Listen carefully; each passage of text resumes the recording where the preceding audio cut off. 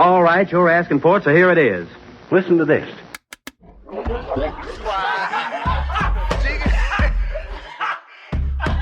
want you fucking laughing at we partners pod, kid. You understand? We in here drinking, singing, swinging, all that shit, dog. We sweating, getting wet, all that shit. Here we go. Welcome to the 118th episode of the Drinking Partners Podcast. Yes, this is our, and Dave's gonna love this. This is our Peyton Manning episode. Because one, you guys understand, we do a lot of shit behind the scenes before the play starts. We audible, we change plays. We understand this podcasting thing. We know how to get it out. We know how to make sure that you get what you want. We want to make sure that everybody's in the right position to do what they have to do. And guess what? We suffered a crazy injury and we come back and we gonna win the Super Bowl again. Peyton Manning in the building. Anytime I can work in the fact that I survived the car accident, I'm going to do that, all right? Yeah, you've earned that. Yeah, I feel like that. Superman or something.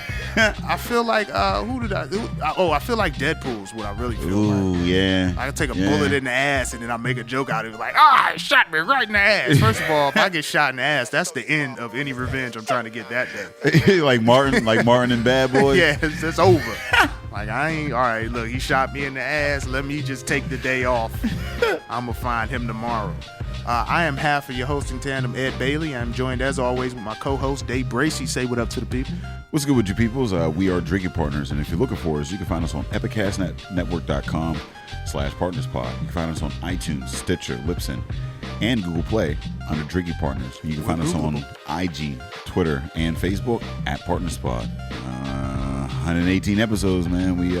We've been asking you, and we're going to continue to ask you, man. Please rate and review. Hop on iTunes, rate and review.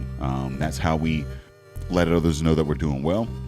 That's how we know what we're doing well, and that's how we continue to do well. So please, man, hop on iTunes, rate and review. And if you do, we might shout you out. Listen, you love us. When you see us in public, you tell us you love us. Now just log onto the internet and tell the internet. For example, we have L. Woods, 2006. Word. I'm assuming it's a she. She wrote the review. I adore this podcast. Or pimp. L. Woods. I'm not gonna call this. First of all, that's a very pimpish name. L. Woods. Listen, the title of the review is my favorite podcast ever. I don't know if I want a pimp to think that I'm their favorite podcast ever. Are we talking about pimping on this? Who's in the car more than pimps? Who's spending more time riding around? I don't know. A real pimp, he ain't even got to hit the block too often. Man, I feel they bringing that money straight to his crib. I feel like they spend 90% of their time like in a Cadillac with the diamond in the back. Have you seen Taken? Nah. That pimp had henchmen out there. All right? If you pimping, pimp correct. All right? Get you some lower level henchmen that'll watch the block for you. Or maybe that's just how they pimp overseas. I don't know. Man, them Las Vegas pimps, man. I think they out there most times. Or the Las Vegas, they got the Mexicans walking around with the little slap happy cards. They talking about, here, take this, and they smack you in your hand. It's just get a woman to come to your room and dance for you. Oh, it's legal out there, yeah. I don't know what the fuck it was, but I got a bunch of naked pictures of women out there that I don't have in my browser history. So that happened in Vegas. But L. Woods 2006 said, I adore this podcast. These guys are funny, clever, and irreverent, while still being just sweet enough to be completely endearing, which I don't think is true. They really know how to make most of an interview, and their chemistry is perfect. I especially like to listen when I'm driving or on a flight because each podcast is so engrossing. It makes the time fly. Enjoy. That is only a woman. Only a woman could give that in depth. Endearing? That's not endearing. But that in depth, like the quality of that review, fellas, we got to step it up. Yeah. You read a dude's review, it's like, oh, this shit funny, and that's it. They be wilding me. Shit's dope. Shout out to L. Woods. Endearing, yeah. Oh, that is. We're happy to make your flights and trips to be a little more entertaining. We're glad that you're engrossed into our voice. They called you a pimp. We didn't call you a pimp. It's a package deal. He called you a pimp. But your way with words, you got some pimp. You got some pimp potential. Yo, if you're listening to this right now and you're thinking, you're listening at home, you're in your you're on a plane, you're in your car, you're in your pimp mobile, wherever you at listening to this, you're like, this shit sounds smooth in a motherfucker. You know what? That is epicastnetwork.com, man. Epicast does a great job at making us sound much better than we actually are. And if you're looking to get your podcast to sound better, or maybe you want to start your own podcast, or you need help promoting an event, or maybe you just want to advertise your podcast or your product on an award-winning podcast such as this, hop on to epicastnetwork.com/services, fill out the form, and tell them that the Drinking Partner sent you. Yeah, because we send in referrals. Look, tell them that we sent you, and take advantage of the services they provide. I mean, not only do you get great pictures, great audio work, but you get a vehicle behind you that really will promote your podcast and really promote podcast, whatever you're promoting, and really like invest in what you're doing, man. Like Epicast has been a godsend, like heaven sent to us. Yeah, I mean, if you're in the area, you should know, and if you're not. Everywhere. Yeah, I mean, and if you're not, if you listen to this podcast, or you're a fan of the podcast, and you've seen the growth and development that we've had, that's hand in hand with Epicast, man. We came into this not knowing a motherfucking thing about a motherfucking thing, and here we are, best in the city. So it finds its way into the episode, every episode. It's a thing that happened. Well, let me tell you why it happened. It's because we don't just give you podcasts, we give you live shows, and we have several coming up in the near future. We do. So first and foremost, again, if you've heard if this is your first time coming on, or maybe you've heard it, but Ed Bailey is headlining the Improv, and I'm gonna every time I get a chance to say that, I'm gonna say it. So shout out to you, bro. Ed Bailey's headlining the Improv, man. That's dope as fuck. May 17th, we'll be down at the Improv telling jokes, giving you a hell of a night. It's gonna be a hell of a time, man. You get online, get your tickets from theimprov.com. There'll be a promotional code because we're trying to make it affordable. We're trying to, get everyone in to have a good time. I appreciate all the support that I've had, over the past couple of months for everything that I've been through, and just want to reward everyone with a hell of a show. And it's a celebration of life. You know what I mean? That's everything I do now is a celebration of life. Like, it's just, I'm just happy to be here, happy to hear myself, happy to sit across from Day and make fun of him and shit like that. Like, it's just fun. So May 17th, we got that. Then May 27th, we hitting you with our Tried and True at Comtra Theater. So if you're a little bit north of the city, outside of the city, you can't make it down to the Improv, come out to Comtra Theater. Yeah, the North Hills, man. They've been amazing. Oh, they've been showing up and showing out. Oh. Our beer distributors have been great. Our breweries coming in. On the 27th, we have Schubert in the building. They will be hosting this one. They will be sponsoring this. And the thing about Schubert, here's the thing about every brewery in the city. The thing that Schubert has going for them is that their beer is just as good as the food, man. I knew he was going there. I was hoping they was gonna bring one of them sandwiches and them nachos, but that may not be available to y'all. They might just bring us some nachos. I don't know if that's an inside thing, but it's definitely gonna be some Asian bowl of some sort that's cracking. Great area. I mean, and they're expanding, so it's always nice to see our folks expanding on that. But May 27th, Compton Theater, and if you're looking for tickets, that's comptontheater.ticketleap.com. Aaron Kleiber headlining that show. So it's gonna be a hell of a show. It's gonna be Yeah. Now we have to give you this disclaimer as we always do. This is episode 2 of 2. So Dave's gonna get progressively more ignorant, and I'm gonna get progressively more silent as I fall asleep in a chair. Yeah, you might want to. I don't have the stamina that I used to have. You might want to slow it down a little bit because I get the mumbling and shit. Yeah, you have that capability on the iPhone too. You can slow it down to like half speed. They'll sound normal at that point.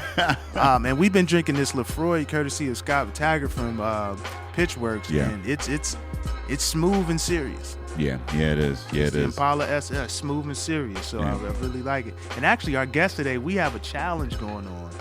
I challenged her. She over there trying to finish first, even though she said she don't really drink. She about to kill this Lefroy, man. Oh, yeah. And I saw her grab the bottle. She slid the bottle up by her leg, so she didn't think we was going to see her pouring some more. You ain't slick over there. But we're actually very happy to have you, man. Like, this is really cool to have her in the booth. Like, it's so cool to work with people that you've heard of and you've enjoyed. Mm-hmm. You know what I mean? Before I really got into comedy when I first started, this is a name that I heard frequently. Yeah. She's a trailblazer out here in the Pittsburgh scene, a vet. She's got an album coming out called Everyone's Dead, which we got to get some answers on that. Got it, cause listen, if you know this person, the album called "Everyone's Dead" don't really go with what you know about this person. Yeah. You don't see, you don't just like see her in the room and expect like that's a thought that crosses her mind. Yeah, you didn't see that basis. coming, Like, but we didn't see this coming, and this is great to have you here. We got Gab Bonesso in the building. Say what up to the people. What up to the people? I'm so glad to be here. You guys are amazing, and you're getting me drunk, so I'm happy. How delightfully white was that I know. introduction? I'm as white as they. Well, no, because I'm Italian, so I'm not completely white. But that is about as close to white as like to black. That whole like, especially the Sicilian, that little island or whatever. Yeah, I mean, it feels like they're trying to kick you guys away. Y'all gotta be for real. Sicilians aren't real Italians. No, I didn't say that. Oh, it's kind of like what Puerto Ricans feel about Dominicans. It's okay. exactly how I it get is. it. All right, I get it. That intertribal beef. It's I ain't rough, even, man. I ain't even. I don't know. You don't wanna know. I don't know how close to black Italians are because I stick by this. When I was growing up in Cleveland, the Italians didn't let us play on their basketball court. And wasn't nobody using the fucking court. It was the nicest court near the neighborhood, and nobody was using it. But they came out when we tried to get on, like, nah, y'all ain't got the right jersey on.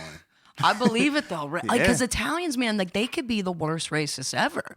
Because like my grandma always said, it was because she would get called like, you know, derogatory terms that would normally be called to African Americans because she was so dark. Yeah, you know what I mean? you have one Italian, like I said, it's right there. There's a very small strip of fucking ocean or sea separating Africa from Italy and whatnot. And then when you have the migration or whatever that came through with the Irish and the Italians, and like they were shat on just as much. Yeah, I mean, like.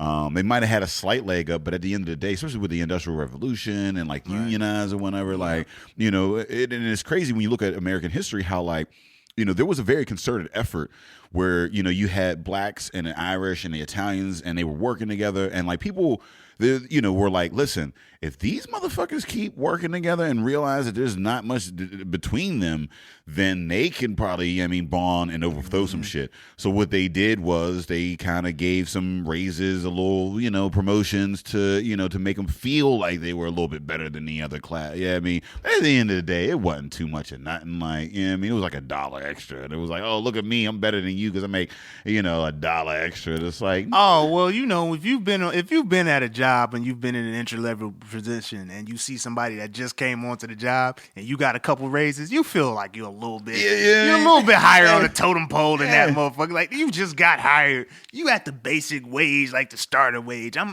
about $1 ahead of you. Yeah, you can't really tell me how to do this job. Yeah, and when you do that consistently and you choose that, and again, it was people talk about it, but choose to say, like these folks, I'm going to put them up. Then it causes that, like, that little bit of, and then people get to like, oh, yeah, and this bullshit racism. It's like, like Italians and Irish, man, like there is a beef. Like Italians always felt inferior to the Irish because like they were the ones who got that extra $1. But yeah, my dad was more like, he was so dark, man. Like, and when he was in the military, he rolled with all black guys. And like my dad was like, he got thrown out of the military. Like he was in military prison often because he was a maniac. So I don't know. I was raised in a really weird, like by two urban psychos who like their whole dream was to move out to the suburbs. So I had like this beautiful, like Norman Rockwell childhood, but then with two lunatics in the house. So that's sort of my life. Hey, the lunatic probably added to the childhood. And I'm telling you, they probably thought your pops was black till he went to the barbershop. Because that Italian barbershop, very different from the black barbershop, all right? Y'all got shears in that motherfucker. Oh, we don't have them clipping shears where they the long, where they just standing with some scissors clipping your ends and your bangs. No, we don't have that. So, but y'all got the barbershop symbol out front too. We kind of abandoned that at black barbershops. We just got the what do you call that shit? The red, white, blue ribbon. I don't Yeah. even know what it's called. I don't know why that has anything to do with barbershop. But do you have poker machines in your barbershops? Because we do. Poker machine. Oh man, yeah. What's a poker machine? A poker machine. It's like they're like little gambling machines. Yeah, my parents had poker. one in their bar, like when we were growing up. Oh, poker. It's illegal. You're not allowed to. Oh no, have we them. don't have poker machines. What we have poker is machines. PlayStations with Madden or NBA 2K. We always have a system older than the actual system. Is one generation older. Yeah. And it's only got Madden or NBA, whatever the Right, fuck. so you go to the barbershop, they got a PS3, and it's always dudes off in the cut. They playing for money. money. So, Oh, so they maybe are it's playing not for money. poker, Okay, okay. but it's not illegal for the establishment because you two made the decision to gamble. It wasn't there for gambling reasons. You guys decided to gamble. That's under the table. So he's either paying for your haircut or vice versa. So you have an interesting background. What led you to doing comedy? I mean, like I say, when I first started, you were one of the names that were just, I mean, it was you, Kleiber, T-Robe, and Crawford that I heard about all the time. And I was like, oh, okay. You know, being a woman in Pittsburgh in comedy, I mean, for you to get to that stature, to be like one of the mainstays in it, I mean, it's obviously a testament to your talent and everything that you've done. So how did you get started? I appreciate you saying that. Thank you very much. I don't think a lot of people notice the whole that I have a vagina part, and that does make has made it. No, a few dudes more always hurdle. notice that you got a vagina. That's like one of the first two things we notice. Dude notices. Okay. No reflection of camel toe. All right. So yeah, I got started because I was a theater major in college, and in all like our main stage productions, I was always cast as like a 56-year-old woman, alcoholic, psycho and stuff. Like I was always a character actress. And so when I was getting to the end of theater school, they were like, well, what are you going to do after college? And I was like, oh, I'm going to be an actress. And they're like, yeah, but you're not an ingenue. You're 22 years old and you're never going to be Juliet. Like that's the reality. Like you're Juliet's mom. Like and that's going to take 30 years for you to get that role. Like you kind of need another plan after college. And I kind of freaked out because I mean, acting was all I ever wanted to do. Like that was it. And so I had won a couple playwriting contests at school and they were like, well, you write and you're, a good actor. Why don't you do everything about stand up? And so a kid who had graduated from my college is a guy by the name of Jesse Joyce. And so he's a pretty like well-known writer out in New York. And so he invited me to come see him do stand-up. And so he sort of advised me and kind of got me into it. And I joined a contest at the Funny Bone and my first time ever doing it. Oh man. How many people are like, I told like I'm a comedian. They're like, oh, you ever perform at the Funny Bone? I'm like, we missed the whole Funny Bone thing. Yeah, Be thankful because please believe me, if you're not a white male, you're not really welcome at the Funny Bone. Yeah. So I think there's a real reason they went out of business. Oh, early on, they were just like, little girl, let me tell you. Yeah. You need to learn your 5 minutes and only have 5. And I was like, that's not why I'm doing this. Peace. Well, because that's the thing is that like you've been in the scene long enough to know the Funny Bone and to also be successful in the scene now. And like there aren't a lot of like, I mean, I hear so many names about folks that like were in the comedy scene when like you maybe first got into it or whatever and the Funny Bone type thing or whatever. And now like, but like, I don't know because I'm like, they're not doing it. And like, you've seen both sides. You've still been like, what's the change that you've seen since then? Like, or Oh man, it was like it was the Sahara back in like 2004, 2005. Like there was nothing. It was Funny Bone, Improv. Both were dicks, and like if you work at the Improv, you can't work at the Funny Bone, so you better pick a club. So it was like you had to have loyalty to one club. It was like the Crips and the Bloods. Yeah, and early on, I was like I started at Funny Bone at a contest, but like right away, I hated the guys there. Like they really did not make you feel welcome. And so me and 2 other black male comedians, we were like, this is like horrible. We got to get out of there. Yeah, one was named matters. Ahmed, and he left the town. And the other, you may have heard of him. He still once in a while does stand up. His name's Tanachi B. Have you heard of Tanachi? I've seen that name. I know how it's spelled, but I don't know. He's amazing. Like literally, his business card says "as seen on Court TV." Like because he had an ex-wife take him on Court TV, and that was like his. But I love Tanachi. He was my guy. So I'm gonna YouTube that clip. Yeah, please do. He is like oh my God, some of the best sets I've ever seen were Tanachi B. But so the 3 of us were just like, this isn't gonna work. Like we can't be at this club. And so right away, I got Club Cafe, and I started doing a Wednesday night show there. But it was Wednesdays at 11. Like, come on. But it still worked. And that's how I got my name in the scene. And I did it every week. And they'd give me one Saturday night show. And so I got this guy who was on the X, Alan Cox. And I would always have him headline. So he'd promote it on the radio. See, I wasn't a dummy. But there was nothing. It was like the Improv, the Funny Bone, and then me with my show called Ha Ha at Club Cafe. And there were no underground rooms.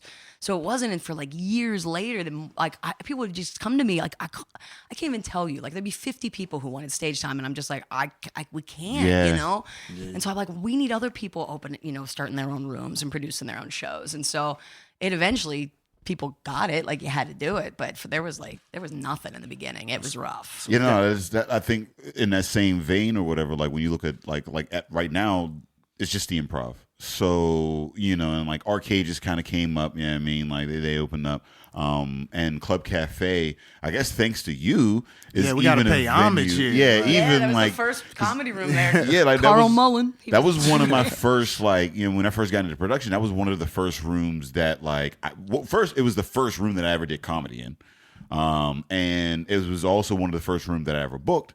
And because they, at that time they were like, it was heavy like rock and they had bands or whatever. And they were like, we want to kind of like get back into, the comedy thing. And I guess when they said get back into like, it was because they were like, oh, well, Gab was here and that was super dope. Let's do something like that. So, but as a result of there being so few rooms, we've had to, kind of like make those, like you said, the independent like rooms pop up and like the open mics, and more stage time. And I think that's the beauty of Pittsburgh versus other scenes, is that like you can kind of like come in here and get a lot of stage time throughout the week, as opposed to like being in LA or New York and fucking fighting for 5 minutes a week and bringing 10 strangers you barely know so you could get the Yeah. 5 minutes. Yeah. No, like this scene is like awesome now. Like it's insane to me. Like so you've You're been a founder.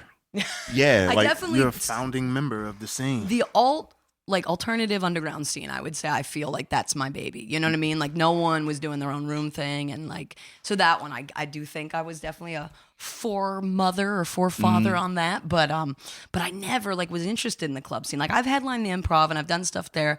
But that's just not my cup of tea. Like I'm more of an artist. You know what I mean? Like not that you're not an artist, but I want to be able to explore and I want to have levels, and I don't want it to be, set them up, knock them down. Like that's never who I've wanted to be. Well, yeah, to be to go on that route. I mean, and that's the thing about comedy that I've learned or whatever. When you first get in, you're like, all right, I'm gonna be comedian, I'm gonna be stand up, I'm gonna go, be this fucking dude. And then you realize that there's so many different like avenues to comedy, and like to be that national headliner, like the club touring comic, that's a route, Right. It's one of many. But to do that route, like you said, to be the knock up and sit down, I mean, there's not a lot of room for experimentation that you get when you have some of these rooms that have popped up. But like in Pittsburgh, you go to other scenes, like you look at Austin and Portland and like these comedy scenes that have popped up, where like not only do they have like A rooms and clubs or whatever, but they have like a plethora of like festivals and like B rooms and like bars or whatever that cultivate these scenes that like the average comedy fan I don't think understands how complex comedy is. I agree. In that regard. And like one of the rooms that you've cultivated is Brillo Box. Yeah. And when I first got in, and we were talking about it earlier, whatever, how like when I first got into it, like Brillo Box was like one of those names. I kept hearing Gab, Bonesso, and Brillo Box, and it was like and it was completely outside of everything else that was going on. And the thing that you've cultivated, not only with Brillo Box, but even your with you and is it Josh? Yeah. Yeah, like and it's crazy because I met Josh at like a cookout one time, and I was sitting and we got to talk, and I was like, oh, but like but the thing that you've been able to to cultivate is completely outside of that, and is respected on top of the scene or whatever. So tell us a bit about that, like how that came into the development. The Josh and Gab show. Yeah, the Josh and Gab show, with the Brillo Box and everything else. Oh, and Stan. Yeah. So early on, like I had Club Buffet that was awesome. But I don't know if you guys sense this, but a lot of times with comedians, I think a lot of comedy comes from pain. I think it's a lot of people who might have been bullied, might be very insecure individuals. And then it makes performing among them very like I hate being around comedians for the most part. Like I cannot stand it when I'm around a bunch of people who are just trying out jokes and like bringing you down. People that don't know how to turn it off. I don't like that. Oh my God. They're either like trying to bring somebody down or they're using you as test bait or some shit like that. Yeah. They're always trying to do a punchline. It's like I'm just trying to converse. Like, Just have a conversation. I'm a regular guy when Yeah. I'm not on stage. Like I don't want to. Like let's be people Let's not first, you know? Like We can't have a conversation of punchlines. Like this is stupid. yeah, and then the same guys too, and I hate to say guys because I've seen girls do this too, where they don't give a shit about your set. So we're all at a showcase, we're all trying out new material. They're up and I'm watching, I'm laughing, I'm giving them, but when I'm up, they're all in the back talking to everybody. You know what I mean? It's just like, is this a community or is this like you're using me for 5 minutes because I booked the room, you know? And so I started really just getting like, hating the scene. And so I was like, I got to make my own thing, and then I'll curate it, and I'll make sure, like, first and foremost, I want nice people at my venue. I don't care if you have like all the credits in the world. So that's sort of how the Brillo Box started. And I also wanted a room where I could do more sketch, do more experimental stuff. And that was my spot. Like, they let me do everything. The amount of time I have had blood spilled on me at that room is ridiculous, because I like to do a lot of live, like, Jaws recreations on stage. So, like, they let me do anything at Thanks Brillo for Box. clearing that up. So, yeah. Oh, yeah. So it's not like real blood, fake blood, guys. But, so, like, that's my playground. Like, that's how I look at the Brillo Box. Like, I can just go there. It's my sandbox. I can do whatever I want. And then my friends can also do the same. So I invite people to come and work out new material, just have some fun, play, do something different you've never done, sing a song, whatever. So that's how that started. And then Josh and I, like, so he's in a band called Media of Important People, and they're a really good band. And I've always, like, just thought, like, man, that guy's amazing. And I've always wanted to sing. And I was like, man, if I ever got to be in a band, I'd want it to be with him. And so maybe around like 2010, 2011, he started like saying, hey, could I open up for some of your shows? Like, play music instead of having a comedian. I'm like, that's perfect. I like more outside the box. Let's do that. And so we did a few shows together. He was like, I'd love to sing with you. And I was like, I'm not really a singer. I just do it for fun in my shows. He's like, no, I can tell you can carry a tune. Let's do something. So we did like a silly song together. It was all about the assassination of Abraham Lincoln. Like, it was bizarre. But my best friend, who was studying to be a principal, her nephew, who was 2, became obsessed with it and memorized every single word of the song, and it was not a song for kids. So she was like, what if you guys did something like literally for children? And so Josh and I both had been bullied as kids, and I was like, what if it's an anti-bully thing? And so she's like, I can book you at my school. We literally got paid in cupcake money. It was a $100 gig. And we wrote 5 songs. We wrote an entire 45-minute assembly program. And we really thought it would just be a one-time thing. We'd see if we liked it. So we tried it out. It went well. It wasn't great. It was not what it became. But that summer, I had an experimental artist residency through CMU. I applied and I got in, and I got like the stipend, and I was able to use their facility. So Josh and I kept building the show throughout the summer. And then that fall, we got some gigs, and it just took off. And literally, we both had to, like, that became our full-time job. Look. Well, yeah, Ed, you saw what happened, so too. I knew you was going to finish that before I finished it. You were trying to come in all humble, like, I don't drink really scotch. And she went right through the scotch. It's good, though. But you are a first mover. Like with the scotch, we actually also have a musical act open our shows now. I don't know if we're going to ever get that type of chemistry where we do a live show. I mean, what you guys have been able to take something and develop it into, I admire that. Like, just even being open-minded. I think and the thing about a lot of comedians is they're closed-minded, man. Like, even though it's a thing where it's an avenue or it's a profession where you would think everyone is open-minded, you open it. Like, people are so closed-minded, like, you got to do it this way. You should be telling jokes this way. You oh, that's a bit that I've heard before. Don't say it. Like, it's just like comedians are very negative now that I think about it. Like, even I was out at the Improv with D.L. Hewley, and one thing he told me, one of the only pieces of advice he gave me was, you shouldn't hang out with other comedians. Because he was like, yo, they're just mad negative. Like, you don't want to hang out with them. So I wholeheartedly agree with that. I'm looking for a musician. Basically, what I'm trying to do is I'm looking for a musician to hang out with, like Gab was. We can have our own thing. We won't do children's songs. Maybe we do some rap music. I don't know. He trying to break up with us. He trying to break up with me. Dave's a producer. Like, he's a producer / comedian, or whichever one you want to put first. So he's not just a comedian. So we kind of get along.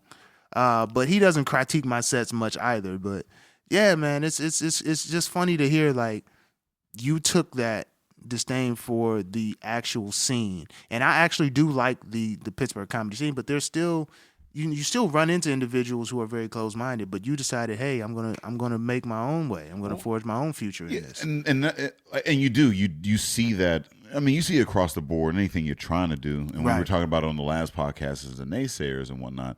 And when you look at, like, comedy or any type of art, like, there's no blueprint. Like, not there at all. Really is no blueprint outside of be whatsoever. Funny. And, like, when you get into it, like, you know, and it's crazy because art is different from like your 9 to 5 where like, you know, I went to school, I got a degree, I know what I know, and I know that I should be paid this much for what I know, and like, you know, this whole is thing. what the job entails. Yeah. I mean, as long as I do this, then it'll amount, you know, I'm gonna get this much money and I'm gonna get a paycheck or whatever. When it comes to like art, like you get into it and this person's making this much, somebody's doing this, or they're taking this route, and like you see so many different things, and coming into it, like, you know, like I have so much confidence in my 9 to 5 because that's like my 9 to 5, whatever. But like with the art, it's like the laughter that I get from that, the good things that I get from that are so much more magnified because it's like it's subjective as fuck.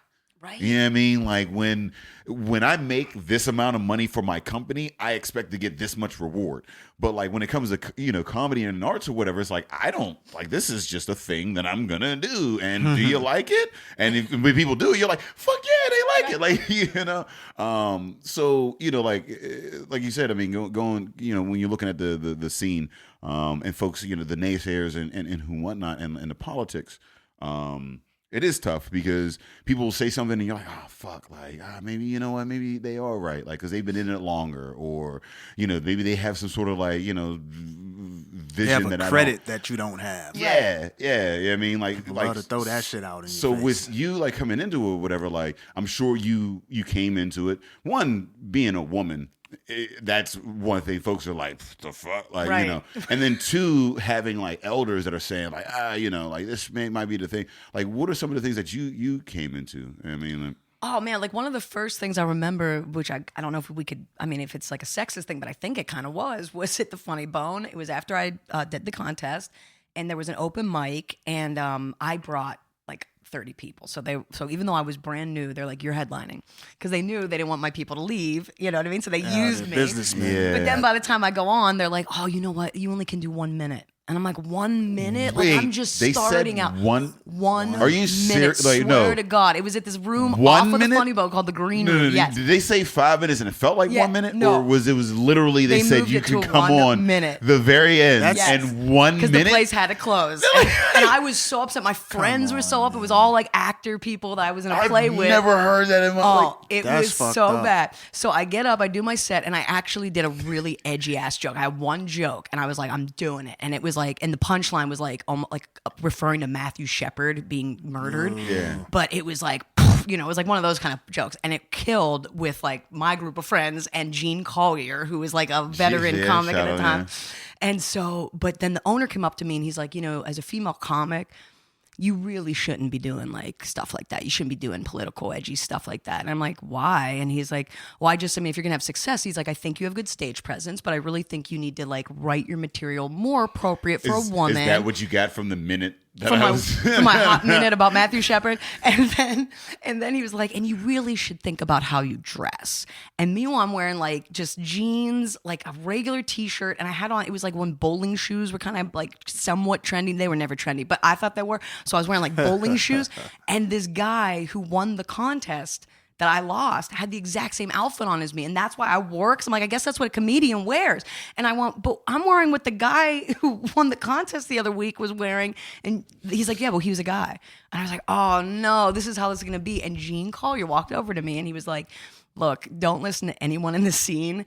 Trust me when I tell you you're funny, and just keep doing what you do and you're gonna be fine. And so that's why he's opening for me at my album release, because he is sort of like my mentor and like my godfather in Pittsburgh comedy. Shout out to the Colliers. Yeah, I love the Colliers. Colliers are dope. They're my people. They come to my family's funerals. I like them. They're good people. They're good people. It's dope to have like one of your worst opening experiences and then have like kind of your guardian angel come in and be like, listen, trust me. Yeah. Like that's dope. At least there was a good ending to that, because that's so fucked up. First of all, that's bad business. Like, all right, so we know we're going to keep y'all here all this time, but then we only give you a minute of what you want, so you're never coming back. You're never coming fucking back. Oh, and I didn't. You were right. That was my last time there, because I was like, "This is I'll get my own room. Not bring even my just friends." you. Like your friends will never go back. Oh, even yeah. for other shows, it's like, yo, fuck this room. Like they fucked over my girl. Like I'm not gonna come back to this room. Yeah, I mean, like I've seen open mics, you know, use that formula where, you know what I mean, like if you brought a bunch of people to open mic, especially when I first got into it, I would bring a bunch of people. Everything that I did, it was like bringing people. I was like, oh, I'm doing something, and they're gonna just let me talk into a mic. Like, come, you know what I mean? I'll bring a bunch bunch of people, and because I burned up a bunch of people, you know, you go on. That's cool because even at the end of the day, I still got 5 minutes at least. You know, like a paid gig is a whole nother fucking thing. You know what I mean, like, but I feel like that's very vulturous to to do that, and then to give you a minute. There's no even setup or nothing. Yeah, oh my God, it was so hard too. Yeah, like at least give me, because at this point, whoever's here is here. Whoever's not here, like, yeah, I mean, like, I'm not gonna like walk a room. Yeah, I mean, so you just let me. Yeah, I mean, just give me some motherfucker. That's. Listen, what's the difference between 1 minute and 5? It's 4 minutes. Exactly. Your workers ain't going on strike because they worked the extra 4 fucking minutes. Truth. Let me just get here until everybody close their tabs out. Like, let me get. That's wild as shit. That's a hell of a dick move right there. It was pretty dicky. Yeah, I was not a fan. But so many of those comedians, man, like when I had my first website and blog, like, oh my God, the nasty shit they were right. Like, just, you're a fucking ugly dyke. You're this, you're that. I'd be like, what? And then like Jeff, the manager, was one of the commentators on my blog, calling me names. And I, at that time, was appearing on KDK Radio, and I had the host call him up and be like, what? I just saw what you wrote on this woman's blog. Like, she is just a person. Like, why are you all, like, they hated me, man, because I was getting a ton of press, and I was doing my own rooms. Like, I just went and did my own thing, so the only way they could find me was online. And, but you know what, like, that's, I'm at such a point now, like, with haters, that you just have to, as Kanye says, a scream from the haters got a nice ring to it. Yeah, like superhero need his theme music. You have to at that point, like and that's what's so amazing about the your stories, or whatever. Because again, women in comedy is tough as fuck. That's one of the. I mean, everybody goes, "Oh, comedy is tough," like and da da da. Like, but women in comedy are fuck, like I mean, and for you to go through all of that and then come out and then also carve your own niche. In a scene where, like, again, even in a niche, like in a scene where, like, comedy is still in Pittsburgh, it's very tough. And, like, we're only, again, intersectionalism matters. And it being as black comedians, finding our voice and finding our venues that are willing to put us on and, like, accept our type of humor or whatever, because we get some of the same things where people are like, well, this is good coming from these people's mouths, but when it comes from me, you're not vibing with it, as much. And it's like, and we always feel like a more of a need. And that's why I always feel like black comedians always kind of dress better on stage, because we've always been taught that, like, even with job interviews and everything else, that we need to do more to get to the same level. Yeah, I mean, as we're our always white conscious counterparts. we're always conscious of that first impression, and that first impression many times is visual.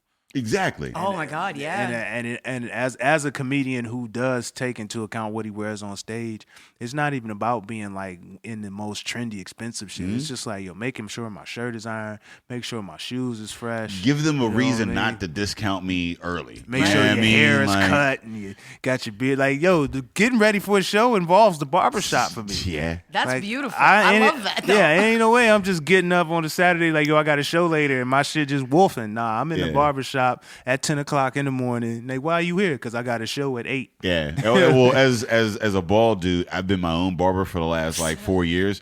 But yeah, that's when I get in there. Saving money though. Yeah, I'm saving money, but not time, because I'm the same way. Like, Saturday come through and I got to shave. I got to put in that that work. Whereas like some of my I'm just saying, some of my white counterparts, maybe they could just come in with like some dirty jeans and a hoodie. And isn't it the truth, man? Like I like for years was like, no, I'm dressing like all the white stoner dudes, because like I'm a stoner. Why can't I dress like a stoner? Why can't I come in a comic book T-shirt and jeans? You know what I mean? So it's just like, I don't know. But a lot of times people are like, you don't dress like a comedian, you dress like a rock star. And I'm like, what the hell does that mean? It's the same thing. I'm an entertainer. Every rock star wants to be a comedian, so there you go. Every comedian wants to be the rock. Like, It's I the want to be a truth. rapper. Like, that's why I wear cloth chains, because I can't rhyme, but I still want to wear chains. I can't afford gold, so.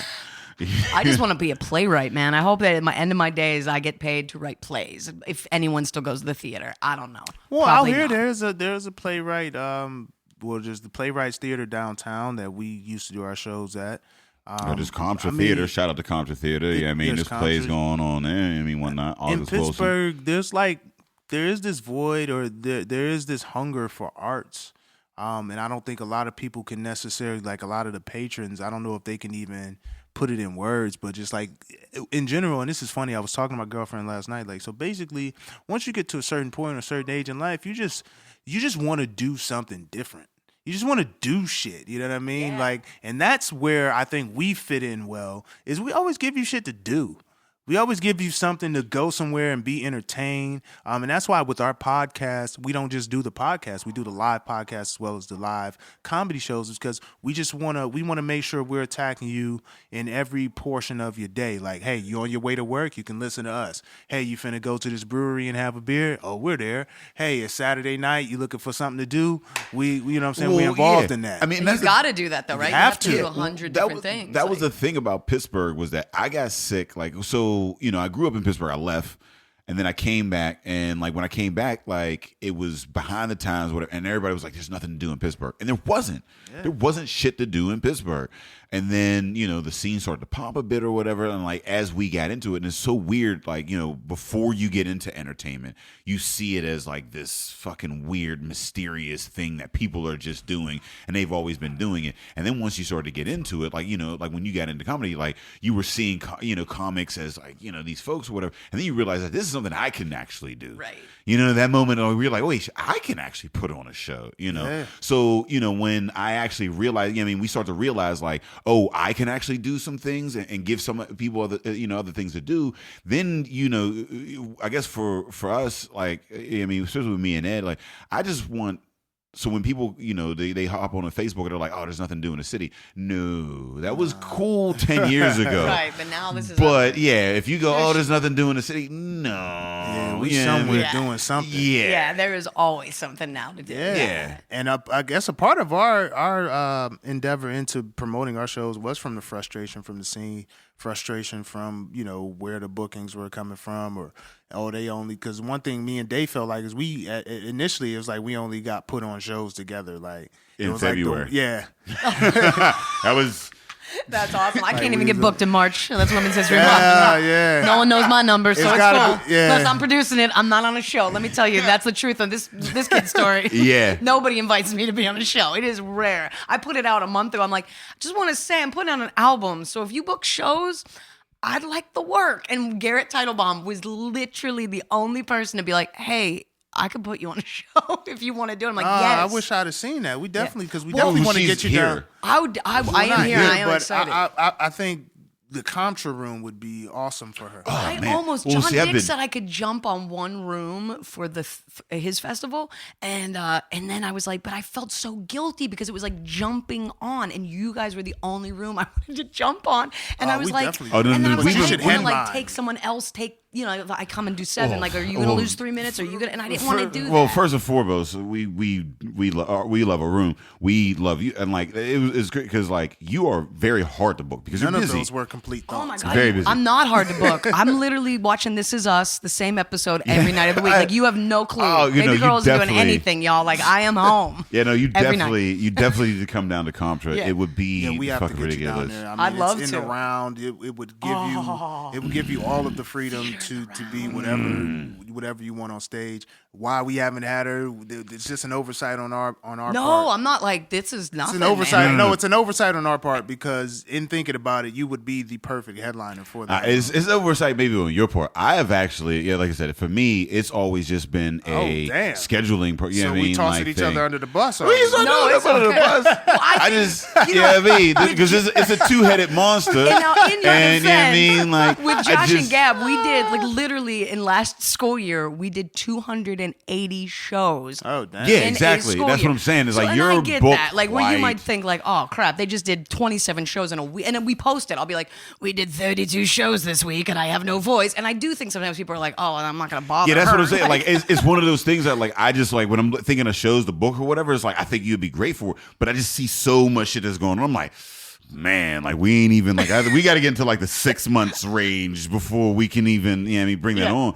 And But legit, I have someone die every other month, so it is also like, I think she's paying for another funeral, guys. So I don't think she can do the show. Legit, it's been a lot of death in my life, and that's cool. But that's why I named the album. so what made you, you got an album Yeah, coming out? I'm very excited about that. And how is this your first album? It's my first album. So I know people are what- like, you've been doing this, but yeah. it's like, no. So what about, like, what made you think that this was the time for your album? So 2 things. One, my mom, who is like, I mean, when I joke, like I would joke and say, like, people would say, "Oh, you guys are so cute. You're like an old movie. You're like that black and white movie, Alfred Hitchcock's Psycho." And that's because I was very Norman Batesy. Like my mother was my everything. Like I don't want to be creepy when I say this, but literally, I believe my mother was my soulmate. And to this point in my life, she has been the love of my life. You share a lot of genetics. Oh my God. I mean, we are like, but we were like freakishly close because I'm so much like my dad. And so I think she saw it. Like that's why we were able to be best friends, if that makes sense. Yeah. And so, so when she got sick in like 2008 and started having a lot of surgeries, like major surgeries every year, I moved back home and I was her full-time caregiver while doing Josh and Gab and while trying to do stand-up. And so when she passed away, I was like, oh my God, I'm either going to go into like the worst depression of my life or I am going to do something creative that like keeps me going. And so right at that time, this label, Mizra, had signed. Shout out to Mizra. Shout out to Mizra. They're amazing. They've been doing a lot and of if I good do shit. well, they definitely want to, get other comedians online. Yeah. Well, then they signed Mars and I was like, whoa, they're going to hip hop. So maybe they are going to think outside the box. So I talked to Josh and I'm like, do you think they would ever do a comedy album? He's like, let me talk to Jeff, talk to the general manager. And then he emailed me and was like, Josh said you might be into doing an album. Do you want to meet up? And so we met up and it sort of took off from there. And then we set like, the worst part about the album was we got the Warhol before we even booked the arcade. So we knew when we had to release the album, and then it was like, where are we recording it? Yeah. And so many people were like, you can't record it at arcade. The sound there is terrible. I'm like, no, it isn't. It's great. I really think it's the perfect room for me. The only other room I would have considered was Brillo Box. Like it had to be a home club somewhere I felt safe. But arcade, man, like that's a room I love. Like that is the place. So we did it over 2 nights, but unfortunately, the week before my recording, so my brother died suddenly on Christmas of a drug overdose, and we had no idea. Like we couldn't get in touch with him. We were trying to find him, and then we found out on the 26th that he had been dead in his apartment. So his funeral was 1 week before the recording. Jesus. And so everyone at the funeral was just like, "Hey, don't you have something really exciting coming up?" It's like, "Yeah, I'm doing my album in a week. Like, what the hell am I gonna do?" Like freaking out. So it was just like, but we had to do it because we already had the Warhol booked, and like the Warhol was a dream of mine to like headline there. So yeah, it was just like shitty timing, but that's sort of. So I mean, that's what, and that like I don't think we've touched on that on 117 episodes in this podcast, but that having to perform through pain, when you don't feel like it, when you don't feel funny. There's absolutely like and even it might be something personal, a job, a family, shit. It could relationship. be a stomachache. Yeah, just like where a migraine. Yeah, like that and people ask, before, during, after, or whatever, like, how the fuck do you do that or whatever? Yeah, I mean, like that switch, like, how have you like, turned that on? Like, what is, like, because like I said, it's one of those things where like, it's such a weird thing. And sometimes I feel as an artist, I feel disingenuous in a sense, like I feel almost like I'm disrespecting whatever's going on in my personal life because I get on stage and then I make a bunch of people laugh and like I kind of like I'm in the moment and the whole nine. But like and I think that for real. You're hurting, and I think that a lot of people see that and they feel like, well, clearly it wasn't that big of a deal. Yeah, I mean, but for me, like it's a disconnection. Like how do you handle something like that? Yeah, I mean, I think it is that like the show must go on mentality. I think all performers have, where we know like shit, we got it, we have to do this. But I will say, like, when you hear the album, you will like when there's a part in the album where I dedicate it to my brother, and then I tell 2 stories. Because my brother, man, like he was 19 years older than me. He was always a partier. Like that was just who he was. So like I was 8 years old, and the first material I was doing was telling stories that were happening to my brother getting arrested. Telling these stories in school, and so I told 2 Peppy stories. That was my brother's name, Pep. And actually, this is his necklace. I wear it every day. And so at that part in the album, you can hear like I didn't want to cry, but you know what I mean. I'm like, this album is dedicated to my brother. You can hear my voice crack, but then I go into the bits. I don't know. I mean, in the album, I talk about being a manic depressive. I have bipolar. And so I think the one thing I can say 1 week after my brother's funeral, what I do here is I'm definitely manic. Like I don't like have normal depressions. Like I am a manic person all the time. Like my current therapist is like, I'm not sure you're bipolar. I think you're 100% manic. You are never not at 100, all the way turned up. So, do the depressive state come more like when you're by yourself? Because that's what I've found. Like with me, like I'm not man, but like I like when I'm not in front of people. It gives you more time to think and reflect and kind of be lost within yourself, within your thoughts. And, you kind of, because like even with what I went through recently, what I found is being at home is cool to be with people. But then when there's silence and like someone's asleep and all of a sudden I shift that I'm back into myself, that's when the gravity of the situation really hits. Like when I'm just sitting in bed and my girl could be laying right next to me, but she's not awake. And I'm just laying there and thinking about it like, yo, I was almost fucking gone. Yeah. Like this shit is changing. Yeah. Like, my heart's changed. My lungs are different. Like you start really, really like you are your biggest fan, but you are also your worst enemy at times. Like it is so fucking crazy. And do you think that maybe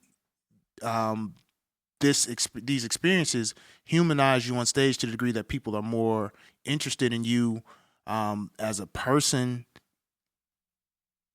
As well as in your comedy, you know what I mean? Because I think what's happening now with the social media thing is we're not only interested in what you do on stage. Like Kevin Hart would be the prime example for comedians. Like it's not so much, hey, his shows are the best. It's he's always available online. You always know what he's going through, and I think that lends to his question. Like, all right, so then when you're not in the limelight, when you're not on stage and you're by yourself, does it hit you harder? And then do you bringing it on stage and like dedicating that to your brother and kind of showing that side of yourself has the responsibility, we are more into you as a comedian because now not only are you a hometown product, but you're a product that we kind of, I feel like I know her. You know what I mean? I feel like I'm a little bit part of that story, and people will, especially in a city like Pittsburgh, people gravitate towards that more than anything else.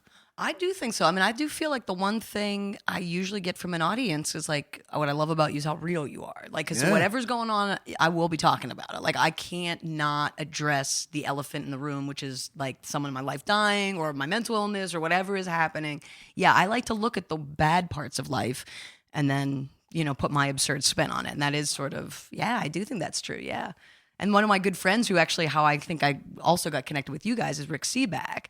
And like one of the reasons I became close with him was because my mom cooked him like an authentic Italian dish that we do for Easter. And we like gave it to him. And like from then on, he was like, I'm part of your family. That's just how this is now. Your you know what I mean? Mom cooked for Seaback. Yeah, she That's did. That's awesome. Yeah, it was a big deal for her. I would cook for Seaback. I definitely would go. I would be, I don't know. I don't know if I would cook for Seaback. I mean, it'd be like a burger off a grill. Well, no, I ain't putting the apron on and it gotta be seasoning no meat and sauteing and marinating no shit. Nah, I'm gonna throw some shit on the burger, throw it on the grill. I'm gonna choose something safe. Yeah, I mean, I ain't about to go outside of my trying to impress because Seaback has had a lot of good shit. But you taught him something. He was like, he told me to go someplace you recommended to him. Oh, it was the Korean dip over He wants me to go there. Yeah. Oh my God, have you not been to Chong's? No. Are you serious? And I'm on your side of the river. Oh, I said side of the river. You ain't been to Chong's No. yet? It's crazy because there's a place called Chong's. Yeah, I wasn't going to address the elephant in the room, but that shit sounded like it was a joke y'all was working on. Like, you ain't been to Chong's? And it's great because, like, my girl, she told me about it or whatever, and she was like, "Oh, this place called Chong's." I was like, "Wait a second, are you sure that's the real name, or is that somebody who be working the register?" Yeah, and you call him Chong, like, I mean, racist right now. Is it really called Chong? And like it's in Beaver Falls, and it's it's a predominantly rural Trump white voting area. crowd. Yeah, Trump voting crowd. And and my girl was like, "Oh, you gotta have this. This is fucking best Korean place you could ever fucking." And like I went there, and like it's just this little old lady, and it's just her, and it's either her and her son or just her or her son, and it's almost like a little it's like a kitchen, like a house. And you come in and she's like, "What do you want?" And you order it, whoever you're with, and she goes, and you see her, she goes about 10 feet back in the kitchen, she makes it right there. And then just gives you your shit. You know how hard it is to have some fucking handcrafted, like, I come in and you just gonna make it. That home cooked feel. Yeah, that doesn't happen. Not even a home cooked meal, because it's one of them things where, like, she has a area, but she don't want you to sit in that bitch. It's just for show. She wants you to come in, order your shit. She's gonna make it by hand and get the fuck out. That's like Lydia's downtown. Yeah. Wow, I want to go to this Oh, place. it's But hand. is it really expensive? And that's the thing, it's dumb cheap. Oh. I was gonna say, how she This gonna? has to be really expensive. Nah, I'm like, you can't really. If I can see you cooking my shit, unless you in Hell's Kitchen, you can't really be that expensive. Like, Oh, is this dumb I'm shit? like, oh my God, it's probably like $9 million. But I'm really bad with money. Yeah, no, but like, yeah, no, I tell people about this all the time. are. They never understand it. And then I told Rick and this thing about Rick, because like he's a sponge, right? Like he listens, he talks to people, and he like, you know, whatever. And you tell a story, and you're like, oh, you're gonna forget about that shit. And then the next morning, he's like, yep, here brunch at Chong's or whatever. I'm like, what the fuck? You remember? and yeah, he remembers who told him. Yeah. Oh yeah. You went a Facebook post after a while. He's got memories that he's like. I gotta get Facebook memories to remember shit. Seaback is a Facebook memory account. Like, he know everything that happened. He really is. Like his business is people Yeah, it is. and food. He's such a good guy. He makes an appearance on my album because he introduced me the yeah? night. Yeah, we God can't. damn, you running with winners. yeah. She's He's got such a her good guy. fave 5 is on fleek. He's a good guy. He's I'm a trying good to guy. get in your 5. Maybe You a are second, in my 5. Are second you tier kidding? 5. I was sitting here with just listening to you guys in the first 15. And I'm like, why are they not my best friends? I feel like we are more the same. Like you guys, like you like to be home. You both seem to be like more just nice people. You know what I mean? Like, Well- and you want to be people first and then comedians because that's where you get your materials by being a person. God damn it. And I think- I'm like, I love these guys. I think people I'm underestimate. booking a show for all 3 of us this summer. Just Hell so you yeah, know. we're gonna do it at Compton. Yeah, I'm already and then we're doing them everywhere. We're already. Dan and I are on the same page. We're looking at June, July. We already like. all right, good. Who we got? We already. This is 118 episodes in. He didn't even have to look at me. We already know, but Okay, no. because I think we should do a show though. It's Spirit, the big room, and we get Mars, We and it's have like on worked with Mizra, Spirit. and we Fuck do it. yeah. Mizra And, helps we us. work You hear with me, Jeff Spirit Benton? and Mars. We the work 3 with- of us, Yeah, Mars, yeah. and Mars can pick another person. And Mars will say this, and this is I think will be the takeaway from this episode over everything. Just be a good person, man. Like Gab decided, hey, these aren't the type of people that I want to do business with because they're being dicks. So I'm gonna take my ability, my talent, but more importantly, my ability to relate to people and be great to people, and I'm gonna turn this into a career. And you can't do shit about it, you fucking hater. You sitting over there mad as fuck. You can't do nothing about it. You mad? That's what Cam did to Bill O'Reilly. Yeah. You mad? and that's what, like, you know, again, intersectionalism matters. You know what I mean? You have this podcast Definitely or whatever. All of our shows, we want women and minorities. Mm-hmm. We are the minorities. Yeah. And also being minorities, we want to add as many minorities as possible. Yeah. Sometimes we'll have features and, you know, a headliner as minority. And we always want women. On that. I mean, like, because you see these shows in Pittsburgh and they are, you know, not even Pittsburgh, just in media in general, it's white male dominated. Yeah. And that's just really what it is. Right. And then when they do a sprinkling of a diversity, there's all white men and then there's maybe a black person. Well, they Ben or Carson maybe it. They throw that token out there. Yeah, they throw a Yeah. token out there. Yeah, and if they're really lucky, it's a black woman, and then they're like, "Oh, we Oh, got 2 we for got 1. all of it. Jackpot. 2 for 1. Yeah. You know Jackpot. what I mean? And- I hate that shit. And the thing is that, like, we want to put on shows, and when, like, every show that we've ever had, we've hit the double, even triple, you know, on that or whatever, because sometimes the narrative, when you look at media or whatever, is that there's not enough talented people to fill these slots. It's like, you know what, really, you know, if you want to think about it, really, the only talented people in the world are white men. Right. So, you know, From what we're being shown, yeah. Unless you're talking about basketball. Yeah, you mean, like, Then we can coach the talented Right. people. The only people fit to coach these talents are white men. exactly. I mean, but every once in a while, maybe a woman or a minority. If you like that sort of thing. Yeah, yeah. I mean, If we you could- into women, like we can fit and that their thoughts. in, you know. But if we do too much of that, it's gonna. And the thing with our show is that, like, we want to showcase is that, like, we have a fucking fairly successful show, and it is highly diverse. And the fact that we're able to make that successful, given that, you know what I mean, like, honestly, in an area that's not diverse. I know in the North Hills, isn't it Cranberry? Yeah. Well, it's all white. I mean, honestly, our show, our Cranberry crowd, we might have a sprinkling of maybe 2 minorities that are in the crowd or whatever. But always, it's us 2 on stage. There's women, and, you know, you look at, there might be at max like 2, you know, white folks or whatever.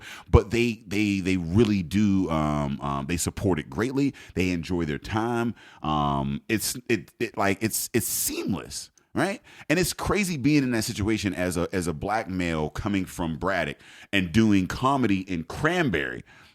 Right, and for the people living at home, like Cranberry, that area is a very suburban, well-to-do, upper middle class to rich type demographic and whatnot. And to be a poor black dude and being doing comedy in front of that, it kind of makes you think like, well, when you have you look at Hollywood and you look at TV and you look at comedy, and they say like, oh well, you're going to drive people away, and I'm looking at what we've been able to cultivate in that, and you look at Brillo Box and what you've been able to do, and with the Josh and Gab and the whole everything that you've been able to do, it's like, is it really the fact that it can't be this way, or is it that you're just you want it to be a certain way? You want certain faces on it, but at the end of the day, everybody enjoys being entertained, right? And that's all we trying to do. Exactly. I ain't trying to change your opinions. I'm just trying to entertain you. And we don't have to come from the same place for you to relate to my story or to find. And that's the thing with me is I feel like a lot of times people laugh because they don't relate at all. They're like, holy shit, this woman is crazy. Like literally, like one of the reactions I get often is like, well, to me, it's like watching my friend tripping on acid when you do stand up. It's like you were on an acid trip for an hour and you're just wigging out about like, a deer chasing you in your neighborhood, which did fucking happen. The suburbs are as rough as the city. No, I'm just kidding. But seriously, I did have a deer chase me and it almost killed me. It did fuck me up, man. It fucked me up. It fucked me up. It fucked me up. I felt like Laurie Strode in Halloween, banging on neighbors' doors, begging them to let me in the house, and they just kept turning off their lights, and I was like, I'm gonna die. Baby girl is gonna die. They'll turn the lights off on you in a suburbs are assholes, man. Every one of my neighbors had a Trump sign. I had like Hillary everywhere, and they would just look at me and they go, "You're the Hillary house," and I'd be like, "Yes, I am. I'm so sorry." Whose house? Hill's house. Yep, that was me, man. That was me. So let me ask you this: do you think that people?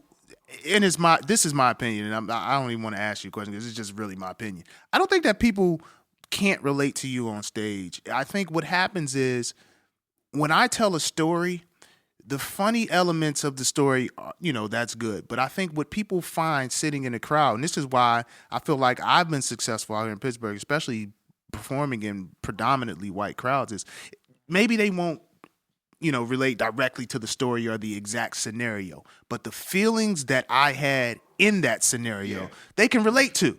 You know what I mean? When you're performing in front of people, listen, we're all humans. Right. We're all humans. You might be well-to-do or you might be dirt fucking poor, but if you getting chased by a Rottweiler, you gonna feel some type of way. First of all, if you running, then you scared, all right? So I'm running, you running, we both scared. I might be talking about this, that. Maybe you don't get chased by Rottweilers in your neighborhood, but you can put yourself in that scenario and understand my feeling. And I feel like people underestimate that quality and just they focus so much on the visual. Oh, you don't dress like a woman, so they'll be turned off. Right. Or you're talking about things that a woman shouldn't talk about, but they don't realize, hey, these motherfuckers are exposed to this same shit on a daily basis. Like we're connecting. Like, trust me to connect with. This is my job. Right. Trust me to connect with strangers. Like, I don't understand why people don't get that. It is tough, and that's another question. Like, how much? I guess how do you sift through what is what you like want to put forward, and I guess separating like constructive criticism from bullshit criticism, right? Because as an artist, like it's like I want to say this thing, and there's so many jokes that I've been like, I was like, no, this is fucking funny. Yeah. Fuck you if you don't get this shit, because this is gold. Like how do you, as an art, like how do you like kind of sift through what's good and what's like really good? You know what I mean? What's good to you versus what's actually like good shit? No, I hear you. And I also just want to say really quickly, you're one of the few people online who ever talks about the beginning of your career and how you don't think you were awesome. And I agree. Like, I feel like my first 5 years on this, like doing stand-up and getting press, I didn't deserve it. Shit. I wasn't good. Oh, God. I was not good. It wasn't until I read Steve Martin's Born Standing Up and I was like, oh. Born Standing Up is such a good fucking book. I'm not Lenny Bruce. I gotta be more absurd. Shit. And that was like, it changed everything for me. That was a good book. But for me, like, I'm honestly done it long enough that I feel like it's the consistency of laughter. And that's how I know what my A material is. Like, do I always get a laugh with this joke, or do I 98% get a laugh with this joke? This is a good joke. If it's a joke where 50% of the time it's like, oh, this is a joke I really like, but consistently the audience is half and half. So, but what's strange is for my album, I was like, Friday night, I'm doing all the material that is always knock out of the park. I always get a laugh. For the last 8 years, I got a laugh on this joke, so I'm going to do that on Friday. It went so well. I mean, afterwards, everyone's like, that's the night. That's the night. So Saturday, I'm like, fuck it. I'm going to do a whole different hour of B-sides, stuff I like. Let's see what happens. This is my material. Saturday was the best night. The majority of my album is from Saturday. The weirder stuff that I never thought would be on the album is the album. Do you think that there was some confidence involved in that? Because there are times where like I'm putting on a material, but like because I come into a crowd, like sometimes I misjudge a crowd. And that's the thing that I'm learning. Yeah, I mean, just getting into it. I'm only 4 years. I mean, me and Ed, only 4 years in. You've been in much longer. Yeah. Yeah, I mean, just 4 years in. I like one of the things that I'm like I learned was like I would see a crowd and be like, oh, they're not gonna like me. Yeah, I mean, I would come in and I wouldn't have confidence, but then they would really like. They would fuck with you. And you'd be like, oh shit, and then you would get in, hold on. And then sometimes I would get into a crowd and it'd be like, oh, I'm gonna crush this shit. And no, it would be like straight, like crickets the whole nine. But if there's one thing that like I would say it's consistency is confidence in like a kind of a calculated confidence, kind of a like I know this is gonna be good. But also like not feel like I own you already. Like enough confidence to know that I'm good, but enough like humility to not like feel like I've already won the day, right? Yeah. But like you said with the B-sides, performing that, did you feel that there was? It came into like a confidence type of a thing, like because you just crushed the night before. And you're like, fuck it, I could just... Yeah, like I felt like we didn't need Saturday. So I think in a way I was like, oh, this one doesn't matter. You're like, playing with house money. Yeah, like exactly. And we had so many, like it was a Saturday night. It sold out by 10 o'clock that morning. My own brother was like, oh shit, do I need a ticket? I'm like, are you kidding me, man? Like, thanks for believing in me. It was like one of those crazy nights. I went to the bank and my bankers were like, I'm coming to your show tonight. I'm like, weird. Did you already buy your ticket? When people in your professional life yeah. start to try to cross over into the other shit. And it's funny, it happens to me because I be trying to like steer them away from certain shows. I'm like, only come to the improv show headlining. Don't just be when I'm out in such and such. Not because I don't think I'm gonna be funny, but I might have to go to a place that you may not be able to, you shouldn't see. You know what I mean? That's exact. And Friday night, I will say this, before the show, this principal of one of my favorite schools we perform, Penn Hills Imagine Charter, she came, how the arcade, they like closed the actual performance space, but she had to use the bathroom. And she walked in and I saw her and I went, oh, no, you're here tonight. Like, you're never going to book Josh and I again because you're going to hear what I really think. But meanwhile, afterwards, she came up to me and she's like, I think what you do with Josh and Gab is one of the most, like, she brings us into her school 5 times a year. Like, that's how important she finds anti-bullying. And she was like, I think what you're saying on stage tonight is more important than what you're doing with Josh. Like, I think you need to be going on tour and do this. And I was like, damn, like, wow. But yeah, Friday night I was a little more political too, I think. So maybe that was like, people don't know how to react sometimes at the end of like when I'm literally like, Black Lives Matter. Like, and I'm saying it because I mean it. And like, people were just like she and her husband were like applauding, but everyone was just sort of quiet. It was mostly a white audience. And that pisses me off too. I hate when white people get like, that's like some insult to them. I'm like, you're so fucking privileged. Oh, I'm so sorry saying Black Lives Matter insults your privilege. I will kill you. So that's that. My God. And again, that's another. How do you balance that? How do you balance your want for success? With your moralities and like the message that you want to push, because what you do is very message driven, especially when you're talking about kids. Like you're presenting messages to children, like you're helping shape the future. So like with me, like and Ed, like we're talking to adults that have already they're at or whatever. Like you could take it or leave it, but like I don't feel the responsibility too much. I feel the responsibility to like not sell out, but at the end of the day, like I don't feel responsible if you take this message and you turn into some weird shit and then you whatever. Whereas like when you're talking to kids on a regular basis, like there's a bit more of an impact there.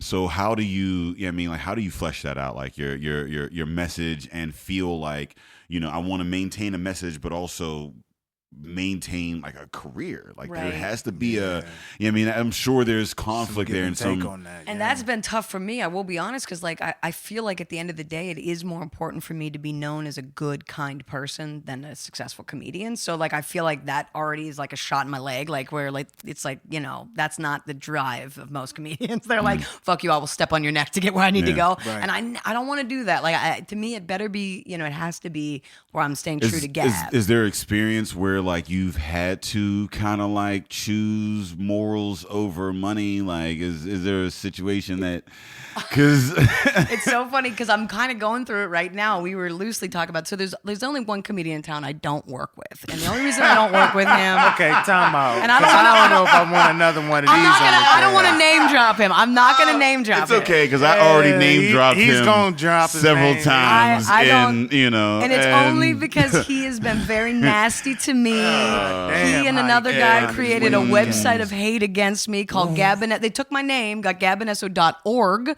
and they were like, Gabinesso, a terrible human being. Wait, I don't know if this is the same person. It that is I'm the same talking- person. It's the same It person is that I've definitely the always same. I've called him out on several occasions. He's been on. I mean, I could probably. I've go wanted look to at the spit in his episodes face several he's on. times. I'm pretty sure that one you were here when me and Terry don't- Jones listen, and I don't mean, put I me like. in this, Oh my God, man. even T doesn't like him? No. T. I don't think anybody stayed- likes him. Because I think T's like the nicest. Like, he would never- Terry Jones tends to stay out of it. You know what I mean? But like me personally, I call out motherfuckers on a regular basis, and I've called out this motherfucker on a regular basis, and the bullshit that he does, and the fucking. But I love we're not saying his name because I don't like to give him that power. That's what he wants. shit. Don't. He's like Fred Phelps. And that's the Do only not reason I haven't give said him it. that. Okay, I won't because Don't you told give me him not that. to. But I've given him that power just because I've told him to go fuck himself. And Bullies should be man, ignored. well, go fuck yourself if you Bullies listen to should be this. ignored. Anybody that Yeah. knows him, they'll go fuck it. Like, man, okay, so I'm sorry. But here's my dilemma. Now I'm glad to get to tell you. He knows it. So I don't work with this guy. I Yeah. do not work with Yeah. this guy. Oh, yeah. To me, he's the terrible human being. I don't want to be a Yeah. part. Although I do believe people can change, and maybe he will someday. No, But he won't. So we both got booked on a show together, and a show that I wanted. I reached out to the Gray Area Productions. I'm like, I want to feature for Brian Posehn. This is what I want to do. They were like, you got the gig. So I was like so excited. I'm texting my sister. I'm like, I'm hoping for Brian Posehn. This is gonna be great.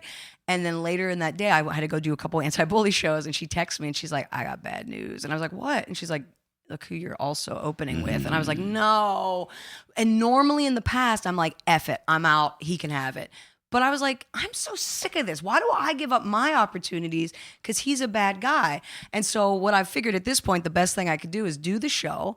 They'll only pay you $100 because that's usually what they pay you. And I donate the whole entire 100 to PAR, Pittsburgh Action Against Rape. And I feel like I took a bad situation and I made it good. So that's sort of my plan, Dave. That's the only way I can make peace with that. So PAR, you're getting a $100 donation after June 8th. Shout out to PAR. Yeah. Just so you know, I actually had this conversation. Poor Ed's like, No, I had this conversation with John Dick Winters. And we are both campaigning to make sure that, like, hopefully with our influence, I don't know how much influence we have, that we can actually get that person off of the show that you're on so that you're on a show with so much better. Yeah, I mean, where so I it's can still feel positive to promote. Yeah, And I told the production and it could company be I a won't double, promote and him. then you can, yeah, I mean, but like, so, you know, you've got some folks in your corner, just so you know. Awesome. Yeah, Thank I you, mean, Dad. and Yeah, shout out John to wrote John to- Dix and John wrote to me. Burning Bridges Festival. Yeah, I mean, shout like out to we are Burning men of Bridges. our morals, and like we had a conversation over the table, and he was like, you know, I'm pushing to get that motherfucker off, and I was like, you know what, I'm gonna push that too. Thank you. Yeah, 'cause it's you gonna know, be well, hard. I don't know who I am, but I mean, but you know, we'll see. We'll put some action behind that. But again, it is tough being in a situation where like, you know what, like this could, yeah, I mean, and that's another thing is that like, you know, I'm looking at you look at say the Dave Chappelle's or you know, you get into a certain level where like, all right, I could take a message, right? And if you give me this, you know, this money or whatever, you know what I mean, like, yeah, I might have to eat shit, but if I can use this to maybe, you know, progress a message, Right. then is it worth it? Yeah, I mean, Do you think though that the climate is more open to that now than before, or less open to that? Because you've seen like Chappelle get attacked for, you know, what he said on his Netflix specials.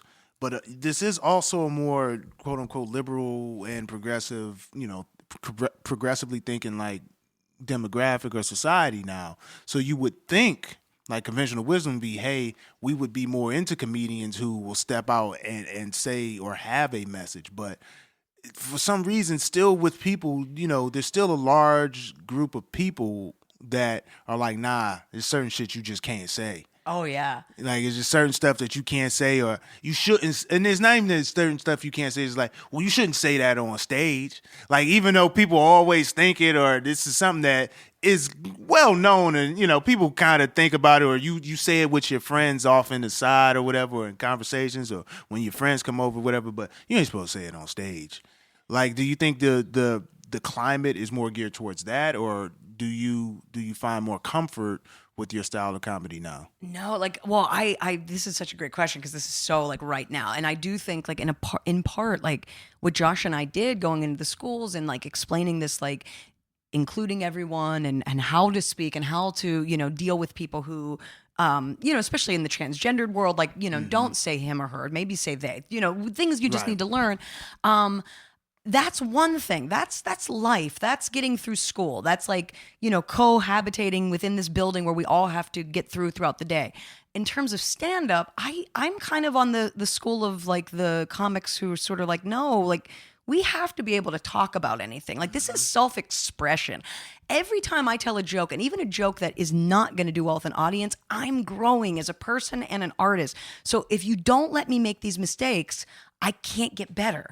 And I just feel like with art, that is the one thing we have to kind of, come on. There are people who literally shit on a canvas and that it's in the Met, I'm sure there were people that are like, you can't shit on a canvas. But everybody shits. Yeah. And and sometimes, Dave Chappelle's going to get up and defend Bill Cosby and you're going to think it's shit. And they're going to think like, no, like I am a white woman. And it killed me about Bill Cosby. I still have moments where I'm like, please let it come forward. It's not true. Like Bill Cosby is one of my foundation of stand-up. He appealed more to white women than black men after a certain point. The Bill Cosby, and I've said fuck Bill Cosby several times on this podcast. It's been a while since I've said fuck Bill Cosby, but fuck you, Bill Cosby. But the thing about Bill Cosby was that before the whole rape allegations came out or whatever, he was just a traitor to our cause. There was a point where you're looking at like the Richard Pryors and the Red Fox and like in that era of the civil rights movement where like they were not having folks in Atlanta because and there were comics that said, listen, this is a struggle that we're doing and we're going to take this on and we're not and they struggled through it and then they succeeded despite that, whereas Bill Cosby was like, you know what, the money's here, like I'm not even doing that, I'm going to abandon the struggle for success. And then 30 years later, you come back and now you're shitting on the black community because they're where they're at. And it's like, listen, you chose to like leave the struggle. You left this. It's like, it's kind of like a white woman voting for Trump. Like if you voted for Trump, don't come to us 40 years later and be talking about women's rights and why we're not where we should be as women when you elected a motherfucker that set us back. You know what I mean? And that's the way I looked at Bill Cosby was like, yo, you like when it was, they weren't hiring black people because they were saying or whatever, and you performed in those and you cultivated that, don't come back to us, especially if you're going to be, like going to come back 30 years later on that rhetoric that is detrimental to us. Like, oh, pull your pants up. Are you fucking kidding me? That's what you're going to boil down our experience to is our pants? Yeah, the same thing with a woman, like, oh, well, just cook a meal for him and he won't cheat on you. Is it really, is that all it is? I just gotta, Emerald Lagasse, like you can't boil that down, so like with the Bill Cosby thing, I was just like, I was waiting for him to fall. No, but I could see from a black comedian's perspective how you could be like, but like now imagine like, Whitey McWhiteville, right? Growing up in the suburbs, and then there's this guy named Bill Cosby who now the bunch of people who are racist are like, oh shit, I didn't know a black guy could be a doctor and have a nice family. Like in some weird way, I do think the Cosby Show helped. No, in a he weird did. way. Well, no, it's not even a weird way. That's the hard part about it is the fact and that that's the part where I get tied to Bill Cosby. I'm like, oh man, did that have to happen? He was all of our dad. So when I say that, you're looking at I came to this realization say in 2005, where I look back in history and I was in EME college and I was like, oh shit, I didn't realize that, and that's after I had grown up on him and realized holy fuck, because Bill Cosby is a great. I mean, that's just no matter what has happened, he changed the game. He progressed the genre. There's nobody that there's very few people that have done what he's been able to do in comedy in the time that he's done it. Hands down, he's a great. But it's crazy because it was one of those early realizations in college where your heroes can also be flawed. Yeah. And in America, we have this idealization. Heroes are always been good and they only do good. And then you grow up and you realize that Martin Luther King cheated on his wife. You know what I mean? JFK had a, thing or whatever. Definitely. Dr. Seuss was racist as fuck. You know what I mean? You don't realize that because the stories that they tell you about your idols are always the good ones and you don't realize that they're fallible people. Even as parents, your parents are always, and your teachers are always good people, and then you grow up and you realize they're just fucking flawed humans like us trying to make the best of it. You know what I mean? What it is. And I think that's what happens as a culture is that you see, you grow up with a Bill Cosby or, whoever, and you're like, oh shit, they've always been good. Yeah. And then when they tell you bad shit, your inclination is to be like, nah. Right. You know what I mean? That whole thing. Well, I think with Cosby, it wasn't so much finding out that he was flawed. It was, damn, that's unthinkable. Yeah. Because when I found out MLK, had an affair on his wife, it didn't change how I felt about him. That's a personal thing there. Right. That's your personal life, man. That has no reflection on your work because you're not necessarily a bad person if you cheat on your wife. I'm not saying that it's good for you to cheat on your wife or nothing like that, but it doesn't make love you. is complicated. Yeah, I mean, we don't know the whole your story. relationship, your marriage, that's your business, and I think that's a thing that I just can't, I'm always like, yo, that's your business. I'm always like that. But, with rape allegations, that's a little bit beyond your business, fam. That's an effect on, a multitude of people's lives. Because it's not consensual. I mean, Yeah, that's really at the end of the drugging day. women, yeah. Anything that happens between two consenting adults, have at it. Once one part of that consent is gone, then that's no bueno. Right. But I like to hear you say that because I do feel like so many people are so judgy about affairs. Yeah, and it's that's their business. I don't know, man. It's easy to sit in judgment until there's a day where you're in a relationship and then you meet someone else you're in love with, and then you got to deal with it. Yeah.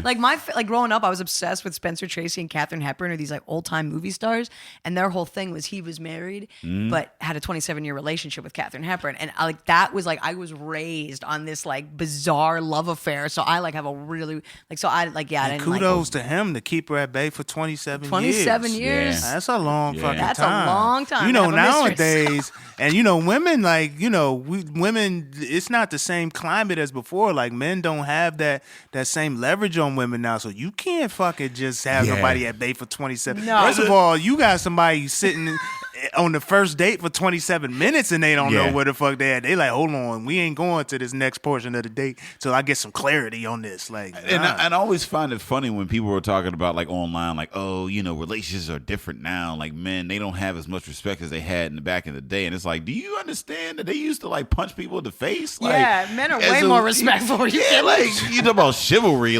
Chivalry was have my dinner or you're gonna have a black eye. Yeah. I mean, it was chivalry is you don't have any fucking friends for real.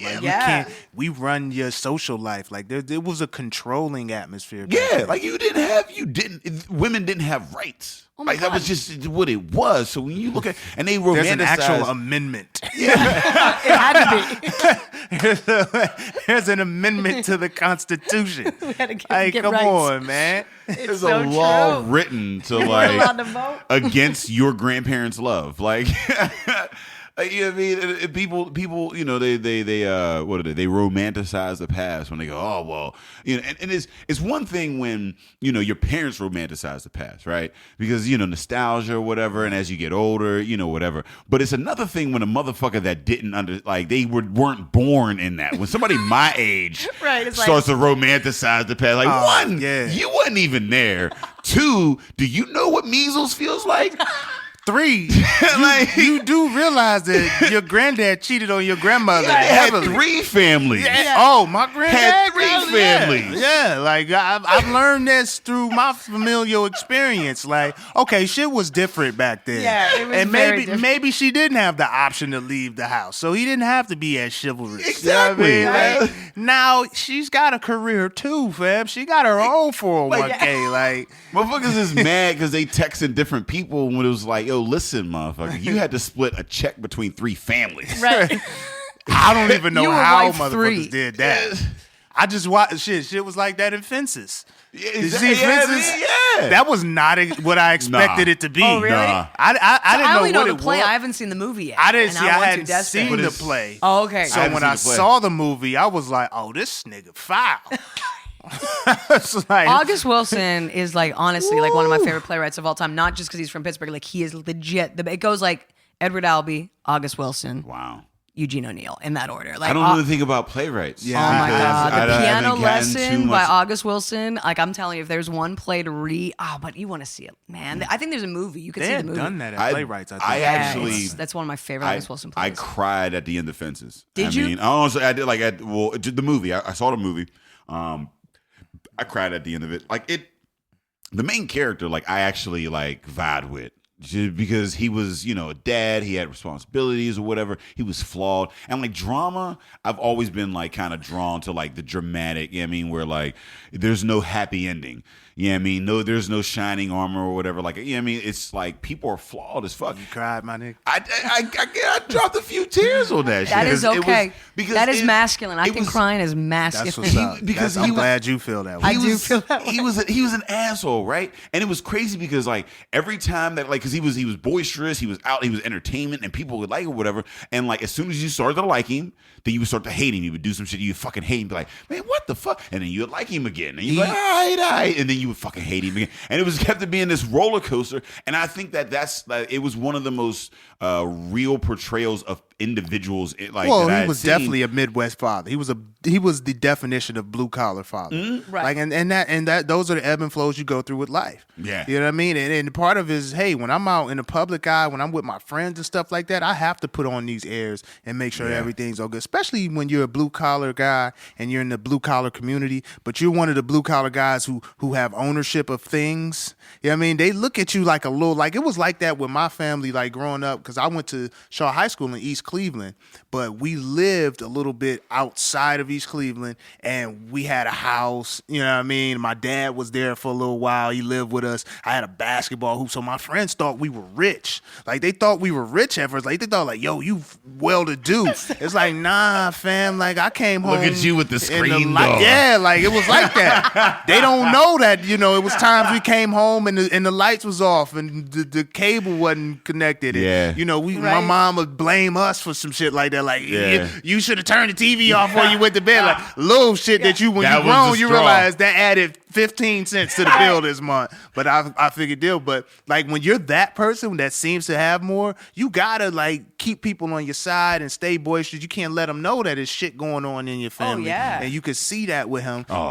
And just, you know, the closest people to you, they get the brunt of your frustration. Unfortunately, like if you real close to somebody, you probably gonna get the worst of that person. Yeah, like going to the grocery store or going to like the corner store with food stamps and not knowing that every motherfucking body else on my block had food stamps and trying to like hide the fact that I was going to this motherfucker with food stamps.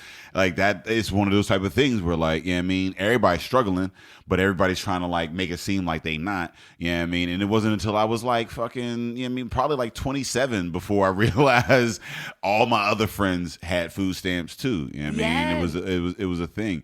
Now, growing up in the suburbs, though, like my family, like we never could, like my mom and dad should not have bought the house. Like they never could afford it. We were always in danger of losing the house. You know what I mean? And where I grew up, I wonder, like now as a grown up, I'm like, I wonder if anyone else like the sheriff was putting the thing like you're about to lose, like we're gonna put your house up for sheriff. So like, did anyone else have that? Like I remember my the eviction notice? friend being at my house and being like, she's gonna find out we're going through a hard high time. class. Oh, yeah. And like everybody in my neighborhood thought we were rich because my dad was Italian. So they're like, you guys are in the mob. And I'm like, yeah, we're in the mob. Like if we were in the mob, we wouldn't be losing our house every other week. You know what I mean? Like, but no, I know what you mean. Like you y'all live in that should've- like scary, like personal hell yourself. If y'all moved to a lesser neighborhood, y'all would have been ballers. Oh my Yeah. God, we would. We should stay in the rocks, man. Like Should've that's where stayed we're in the from. rocks and been we on the ballers. Keys rocks, man.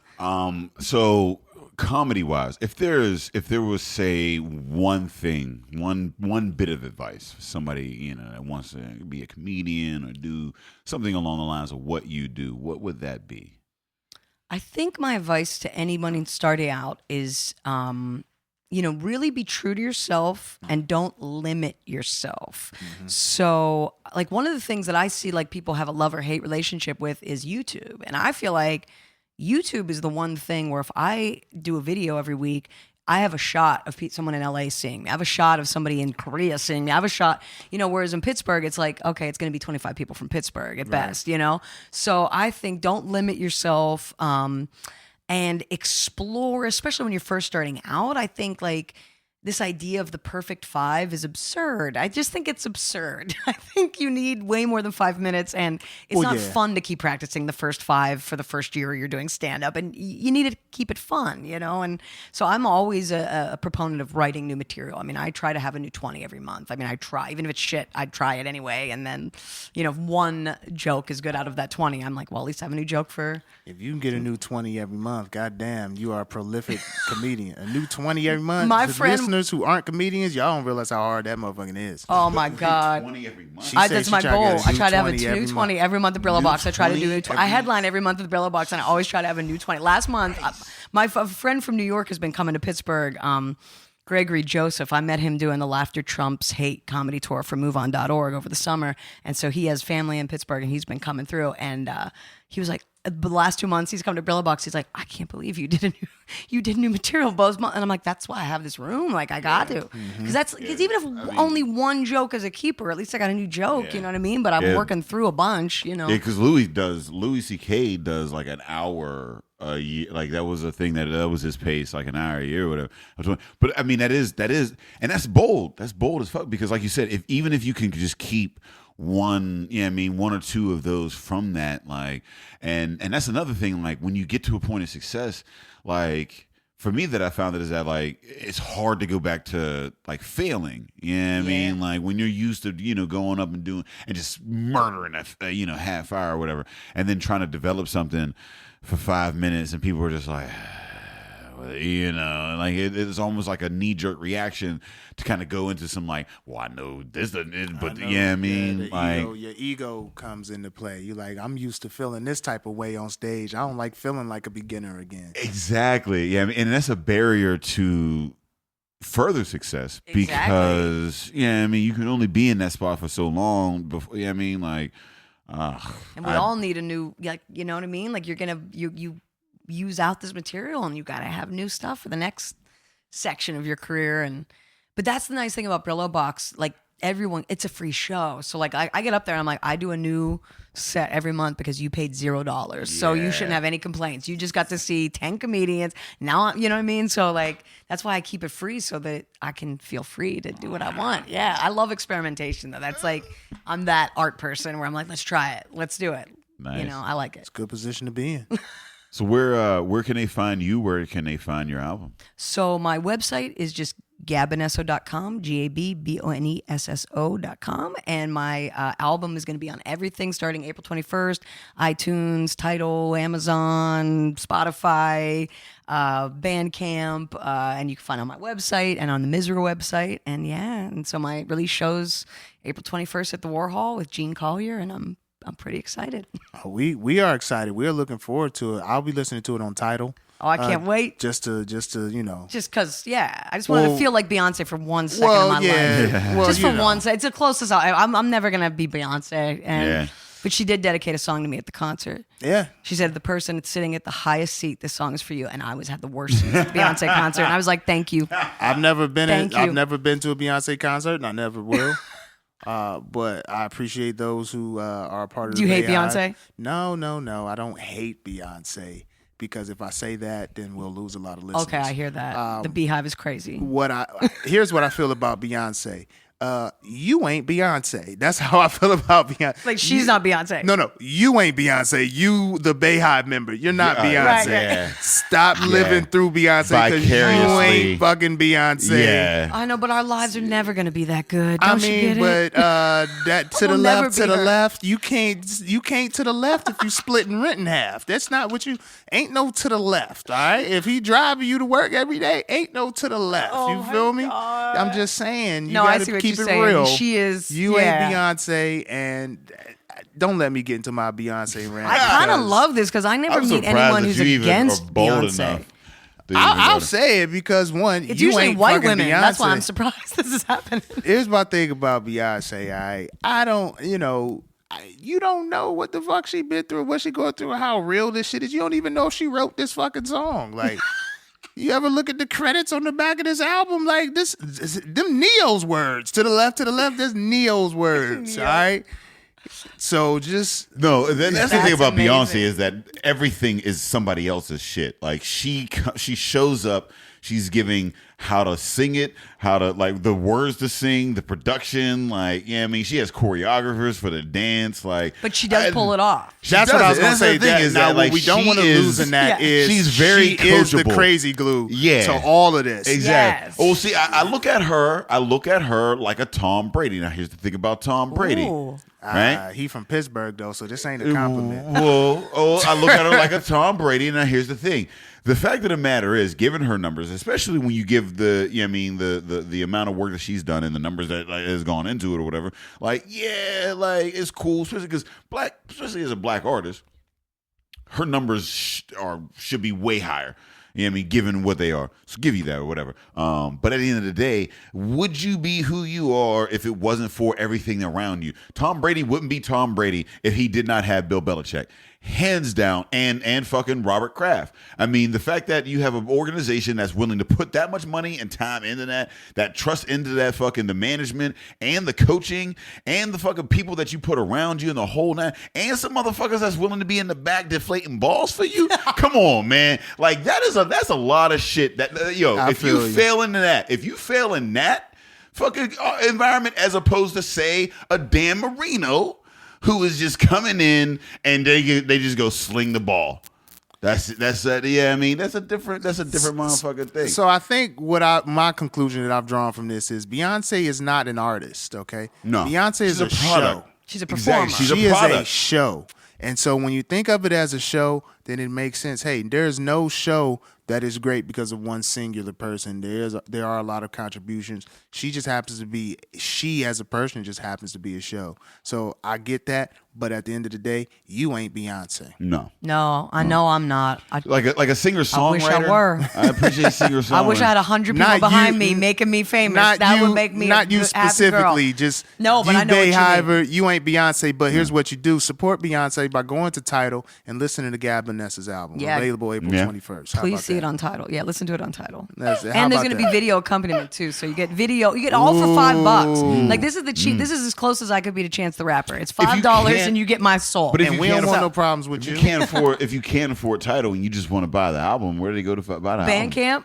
Bandcamp. Or Yeah. iTunes, you can Yeah. just stream it. You don't even have to buy it. I don't care. Or you can come to live shows, and when you buy it, you get a pin because it's just a download.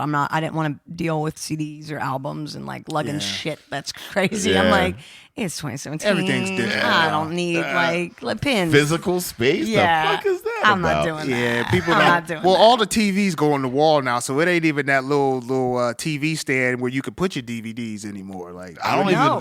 I don't have a Yeah, they're device attached, that you're right. plays outside of PlayStation. Is the only device that might Right. play a disc type of a thing. You know what I mean? I don't got know the last one time I had PlayStation a game. CD. I got a PS4 with one fucking game. Yeah, I got a PS4 with a bunch of games, but they're all downloaded. I only got one actual disc that I ain't have to put downloaded no into. games. You have no game. Do you live I in a have barbershop? one You said fucking that game. old PlayStation. No. I got a PS4, but I only play Madden? 2K.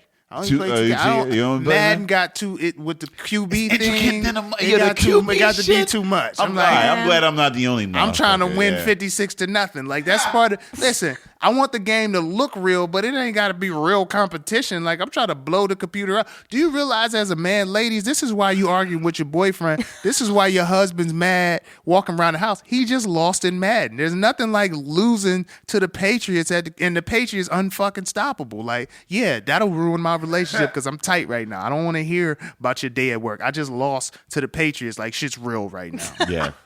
And I'm still playing on a Super Nintendo, so I'm like way old school. It's 1996 where I'm living. But see, playing on a Super Nintendo, there's a business model to that. You could probably sell that shit. Like, just a PS4. Everybody's got a PS4 at the crib. Super Nintendo, people will pay to come play at your house. All right, if anyone wants to come play video games at my house, I will start doing that. Dope. So That's the next wave. Hit me up. I'm already there. Like, PS4.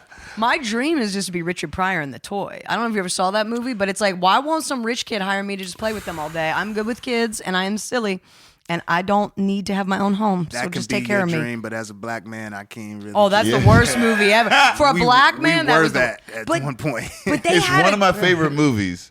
Not one of my favorite scenarios. No, bad scenario. But isn't there a nice political angle where his girlfriend works for a newspaper and they're kind of like busting the story? Like, there is a semi-political angle. I the movie was I love it. Like, I get one of like my. If I were gonna one ultimate all time, it's Brewster's Millions. I mean, it's my favorite. I love that movie. I mean, it's so John Candy and just the concept of having more money, and that's one of those concepts that like have been through ages. Like, oh, what would you do if you had this amount of money? Yeah, I mean, that was a concept that I was introduced as a kid. We would talk about it in high school. You see it online now. I mean, people do. I mean, it's just one of those concepts. Like, what would I do with unlimited money? Right. Yeah, I mean, that type of a thing. So, Brewster's Millions, Richard Pryor. And Gab Bonesso, everyone's dead. Listen, let's not lose focus now. Go to gabbonesso.com. Go to Tidal, Bandcamp, iTunes. I don't know. I'm just about to start naming apps. Misra.com? Misra. Oh, Misra. Shout out to Misra. Shout out to Mars. Mars has a new album coming out 1 month after mine. Yeah. So, because he and I had to we were like, well, Gab's doing April, he's doing May. Like, he and I both might have done April. And then he was like, no, I'll take an extra month. And he did May. So thank you, Mars. Yeah, for shout out to Mars, letting me have April. I appreciate that. And yeah, you got to check him out. He is the best. Yeah, he's been on the podcast. Good people doing good things. Have him back on. All right, Dave, let the listeners know where they can find us as well, because we're kind of important to this whole thing. If you're looking for us, you can find us on epicastnetwork.com/partnerspod. You can find us on iTunes, Stitcher, Libsyn, and Google Play under Drinking Partners. And you can find us on IG, Twitter, and Facebook at PartnersPod. Hey, we want to thank Gab Bonesso for coming and hanging out with us. She's on the Mount Rushmore of Pittsburgh comedy. Make sure you check out Everyone's Dead, man. Just a very talented young lady, and if you haven't heard about her, you need to get familiar, and if you already know, support. As always, Drinking Partners is the crew, Epicast is the family, and we out of here.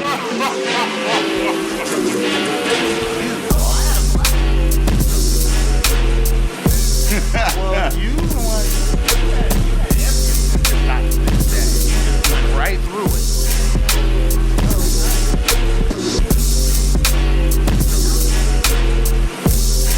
You know, like my favorite podcast of all other podcasts.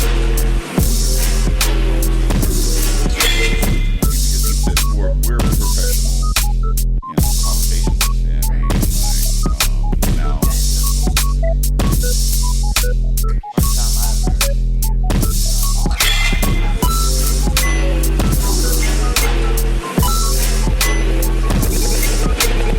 Epicast.